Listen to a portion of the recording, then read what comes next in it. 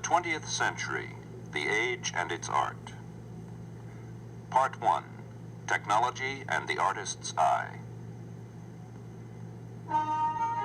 During the 19th century, ideas and institutions which once had appeared so solid and real began to seem much less so. The traditional vision of world order disintegrated.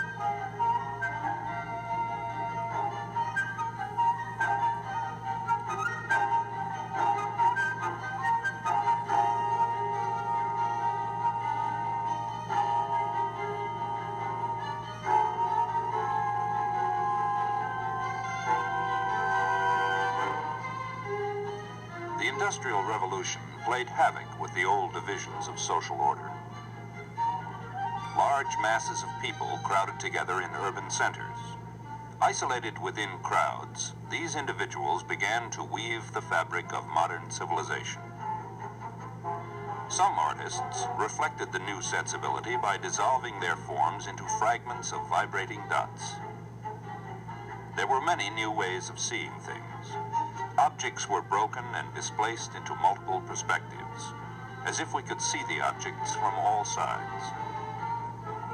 Sometimes artists transformed the world to reflect their inner visions. It can be said that to a certain extent, the invention of photography freed the artist. For this and other reasons, the artist ceased to try to make his work into an illusion of the real world. Canvases were filled by flat color shapes, which denied the existence of deep space.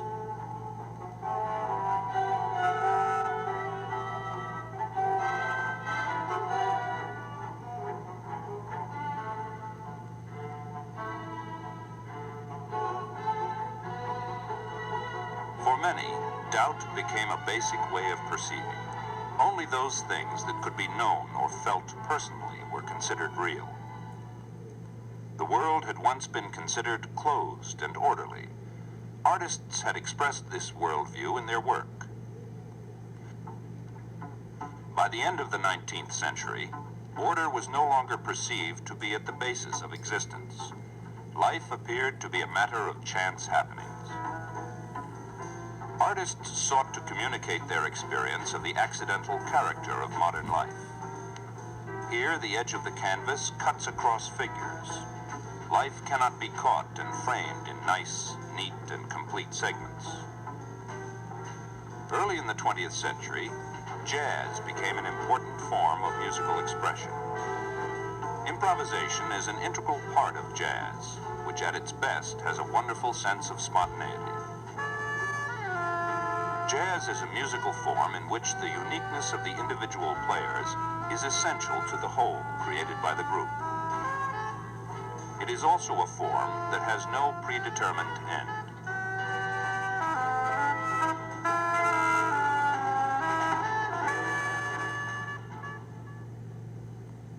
In traditional Western European music, themes are developed. A completion is sought.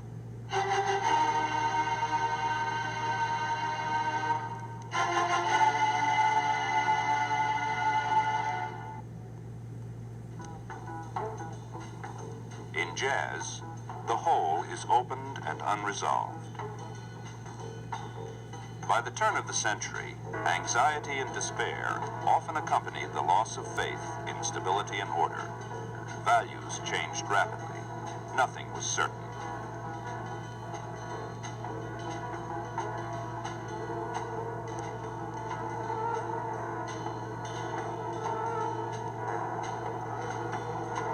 Nothing was certain, not even a definition of art. Here, the painter sought to achieve what had been considered impossible, the representation of movement in painting. During the 20th century, artists have continually sought new ways of defining their terms. Is this a painting, a piece of sculpture, or both? Is this art?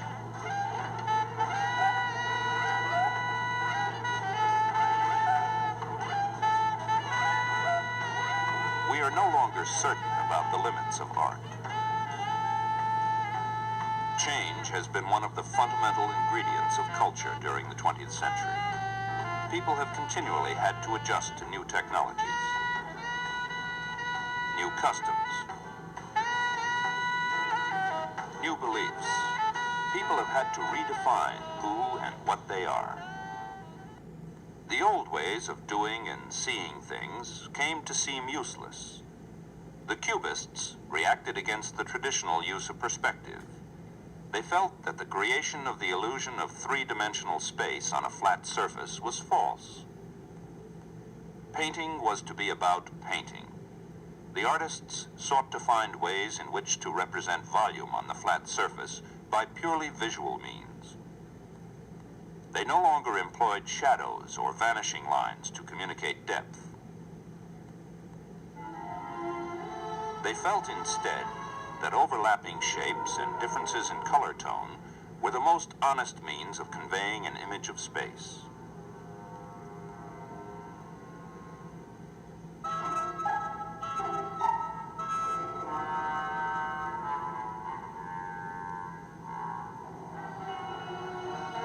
The Eiffel Tower was a symbol of optimism and the faith in industry of the late 19th century.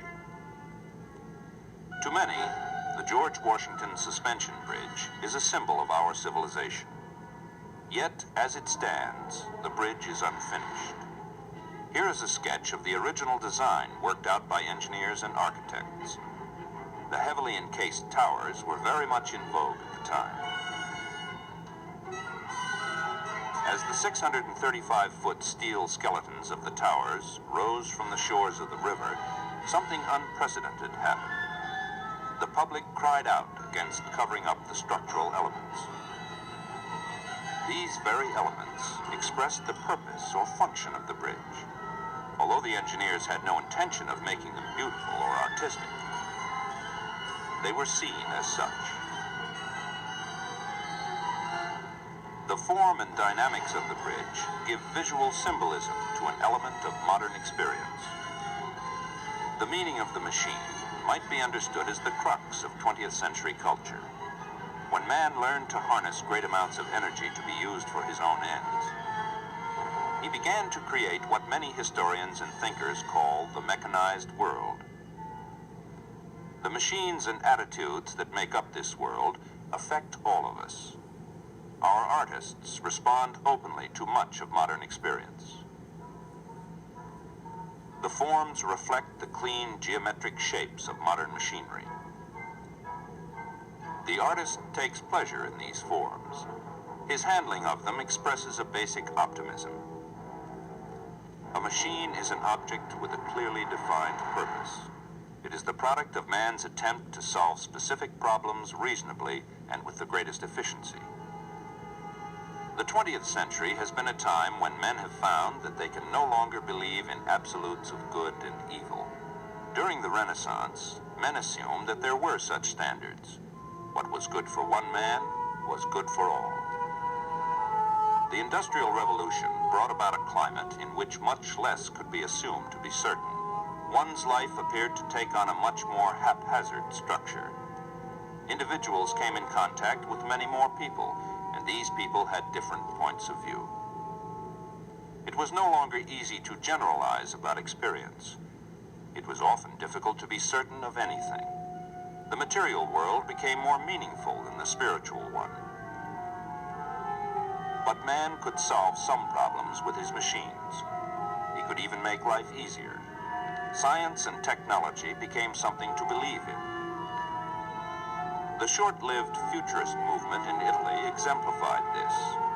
In 1910, its founders issued a manifesto, violently rejecting the past and exalting the beauty of the machine. In this sculpture, anatomical structures have been transformed into quasi-mechanical shapes.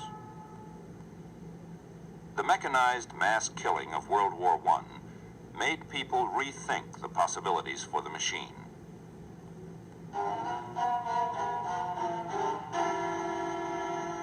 Some artists had become disenchanted before the war. This is Marcel Duchamp's painting called The Bride. In it, we can see no resemblance to the human form. We see a mechanism that seems part motor, part distilling apparatus. It is beautifully engineered to serve no purpose. Did the artist intend to satirize the scientific outlook on man by analyzing the bride until she is reduced to a complicated piece of plumbing? But no matter. The machine is of the age. None of us can escape its influence. As the machine exemplifies purity of purpose, there is nothing extraneous here, so too have our artists sought to purify their means. Abstraction literally means to draw away from, to separate. If we have 12 pieces of candy and then separate the number 12 from the things themselves, we get an abstract number. When we talk about abstraction in terms of art, we usually mean the process of analyzing and simplifying observed reality. Through the process of abstraction, the Cubists transformed the classical conception of form. Not only the proportions, but also the wholeness of the human body are denied here. The destruction is quite methodical. Everything is fragmented into angular wedges or facets. In this comparison, we have visualization of the concept of the breakup of the traditional view of the world. This canvas does not attempt to be an image of the external world. Instead, the artist has created an abstracted world within the surface of his canvas. It is a world constructed according to the language of painting and the artist's eye. Out of Cubism emerged the rectangular forms of much abstract art.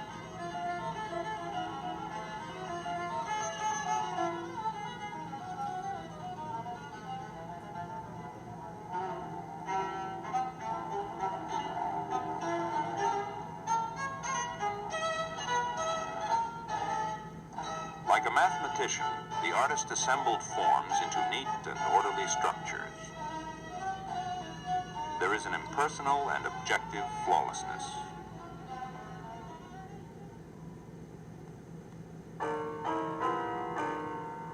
Reduce and simplify. Piet Mondrian eliminated all color except the three primaries, red, yellow, and blue. He eliminated curves and diagonals. He eliminated perspective. He attempted to eliminate human imperfection. His paintings have a machine-perfect surface. But we have to stop and consider the fact that only the proportions of the canvas itself are exact. Mondrian had to arrive at the rest by feel. Imagine the agonies of trial and error. Other artists have had to face similar problems.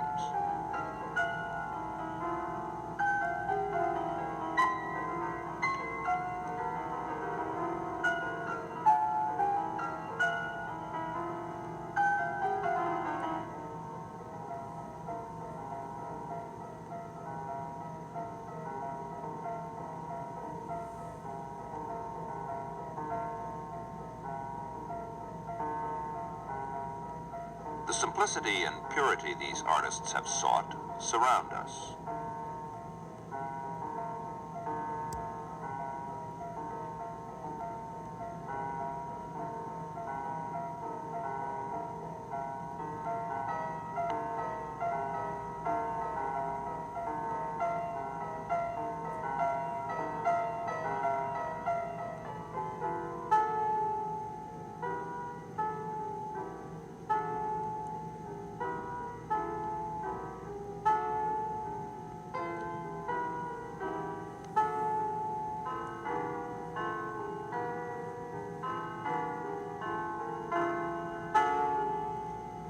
The architect Le Corbusier called houses machines to be lived in. He admired the clean, precise shapes of machinery. Modern technology has surrounded us with the products of the machine. But much more important, it has surrounded us with the spirit and values of technology and industry. Art reflects our world.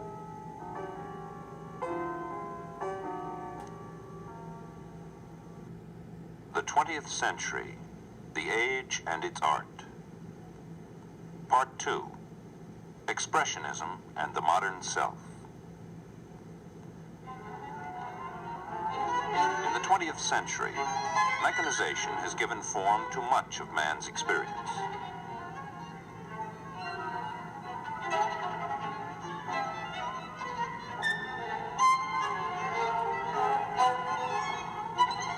Our arts hold up a mirror to our values.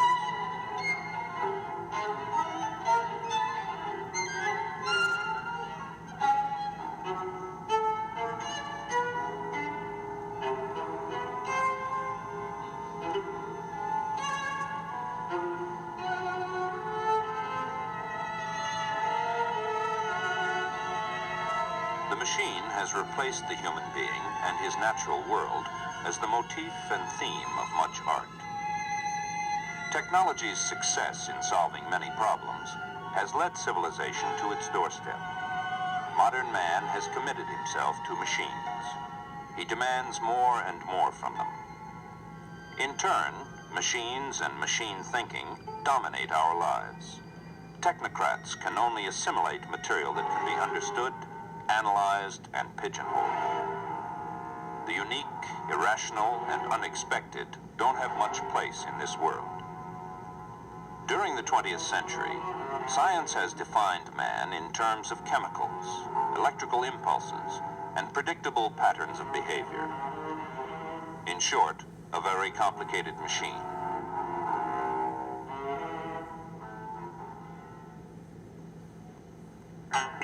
Mechanization has replaced humanism as the driving force for man.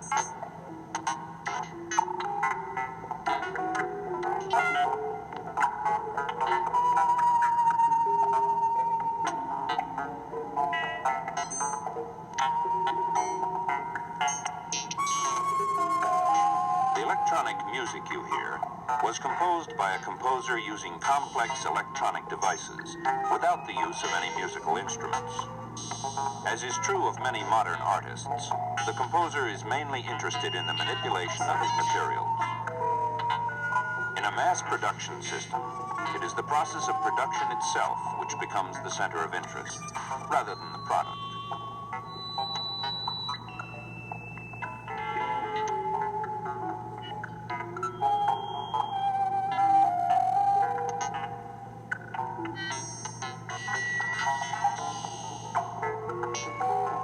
As the machine is made up of countless interchangeable parts, so society is made up of countless anonymous people. Man has become merely a number, which fits into a cell called home or office.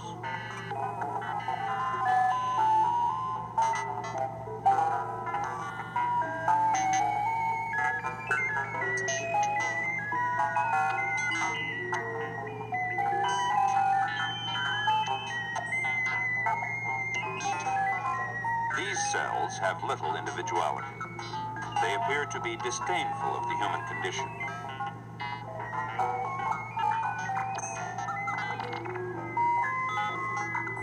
It is not easy to find where we fit in such a world. But we are given numbers, and this should help.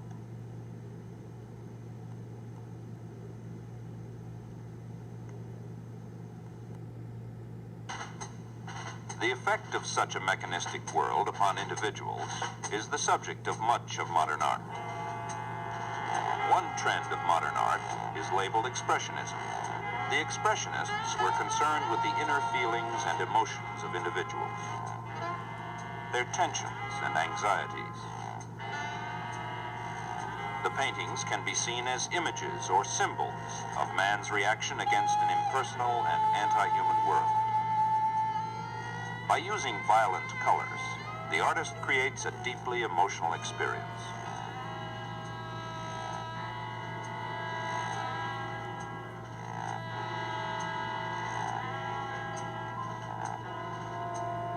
Driven by their own emotional needs, the Expressionists take liberties with nature through distortion and abstraction.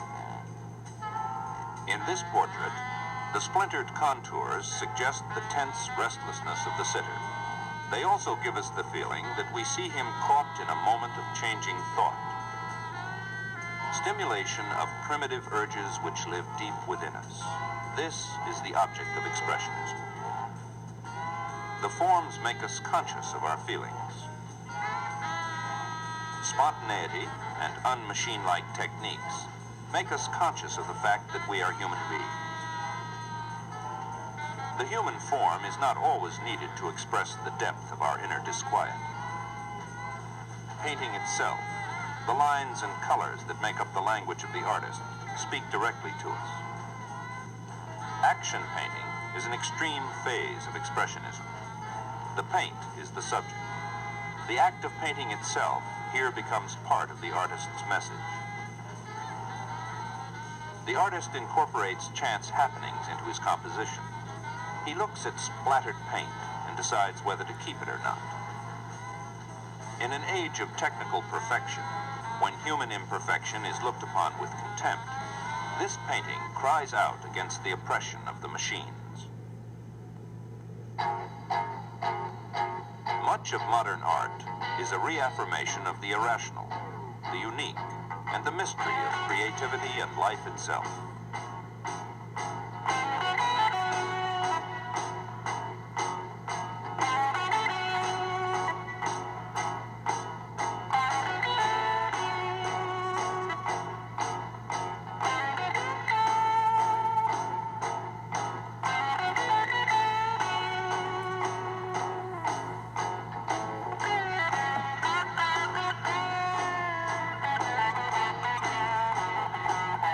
In this painting, the figure is strangely ambiguous. Form is dematerialized, both psychologically and physically. The figure seems lost and vulnerable. In recent art, man seldom wins. Many modern individuals have moved back in upon themselves to find peace and a form of victory. The journey of the self is the subject of much of psychedelic art.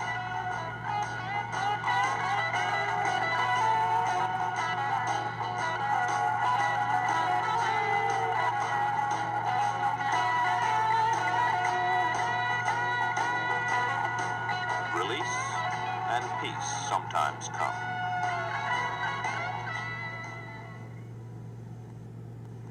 The old moral values have been destroyed. Can the vacuum be filled by something other than malignant materialism? Many people, both young and old, ask themselves these questions. Have men become increasingly prone to cruelty, to causing suffering and death? More efficient at terror, torture, war? Modern history is a testimonial to the increased efficiency of man's destructive power. For many people, the modern world holds no hope or purpose. Life has become meaningless and aimless. On street corners, in bars, hurrying through the streets, or sitting and waiting. Waiting. Waiting. Waiting. Modern man has become alien and alone. His naked loneliness is a major theme of modern literature and art. Such loneliness fills us with profound despair.